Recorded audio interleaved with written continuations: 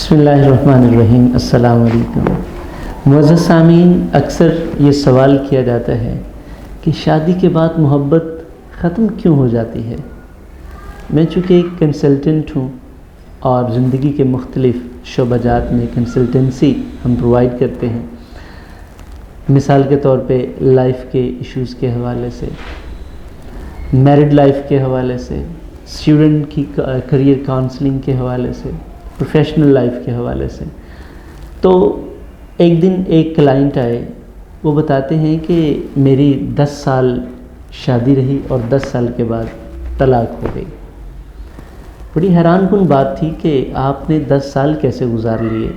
جب میں نے اسے سوال کیا تو وہ کہتا ہے کہ جی میرے 3-4 سال جو شادی کے ابتدائی تھے بہت اچھے گزرے، لیکن جیسے ہی پہلا بچہ پیدا ہوا تو مسائل بڑھنا شروع ہو گئے۔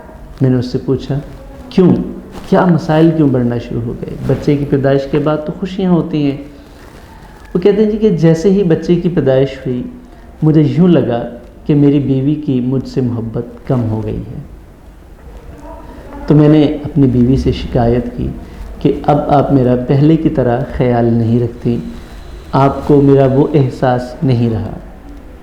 جیسے ہی میں نے بیوی سے یہ بات کی تو بیوی مجھے آگے سے کہتی ہے کہ آپ کو کیا پتہ کہ 24 گھنٹے ایک بیوی کا کردار کرنے سے انسان کو کی کیا کیفیت ہوتی ہے، انسان کن مراحل میں سے گزرتا ہے۔ آپ کو میرا احساس کرنا چاہیے، اصل میں آپ کو میرا احساس نہیں ہے، کیونکہ ایک بیوی کتنی مشکل مسائل میں سے گزرتی ہے یہ آپ کو احساس ہونا چاہیے۔ آپ کو تو میری مدد کرنی چاہیے بجائے شکایت کرنے کے۔ کہتے ہیں جی کہ میں نے اپنی بہترین کوشش کی، میں نے اپنی بیوی کی مدد بھی کی، لیکن اس کا کوئی فائدہ نہ ہوا کچھ یوں کہ شکایتیں ہماری بڑھتی گئیں۔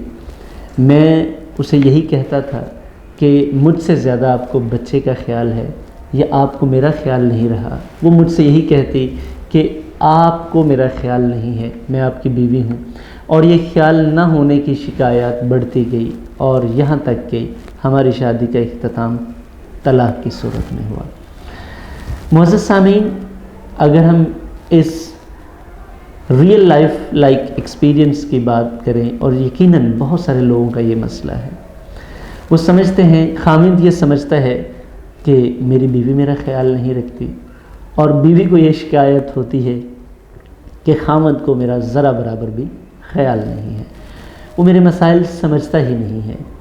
اور ہوتا کچھ اسی طرح ہے کہ جب یہ شکایات کا سلسلہ ایک بار شروع ہو جاتا ہے تو پھر یہ کبھی تھمنے کا نام نہیں لیتا۔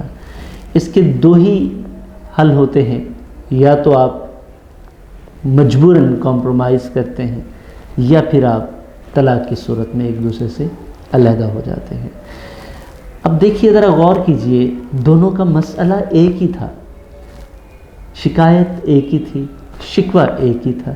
بیوی کا بھی یہی کہنا تھا کہ آپ کو میرا خیال نہیں، خاوند کا بھی یہی خیال تھا کہ آپ کو میرا خیال نہیں۔ اب وجہ کہاں سے شروع ہوئی یہ دونوں نے جاننے کی کوشش نہیں کی۔ ہم بھی اپنی زندگی میں وجہ جاننے کی کوشش نہیں کرتے۔ وجہ وہ بچہ تھا۔ اب بچے تو محبت کا باعث ہوتے ہیں، لیکن انہوں نے اس کو بجائے اس کے کہ اپنی محبت کا باعث بناتے، اپنی جدائی کا باعث بنا لیا۔ تو ہم اپنے وسائل کو مسائل نہیں بناتے، تو ہم اپنے مسائل بیسیکلی ہم اپنے جو وسائل ہمارے پاس موجود ہوتے ہیں ان کو وسائل کی صورت میں استعمال نہیں کرتے، بلکہ ان کو وسائل کی بجائے مسائل بنا دیتے ہیں۔ محبت ختم نہیں ہوتی، اصل میں ہماری ترجیحات بدلتی ہیں، ہماری سوچ بدلتی ہے، اور جیسے ہی سوچ بدلتی ہے تو نئے مسائل جنم لیتے ہیں۔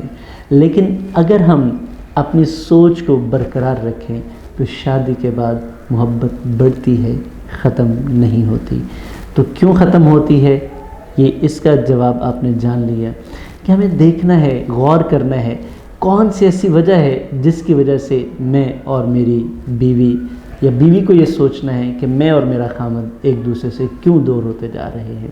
تو یقیناً اس ویڈیو کو دیکھنے کے بعد آپ کو یہ اندازہ ہوا ہوگا۔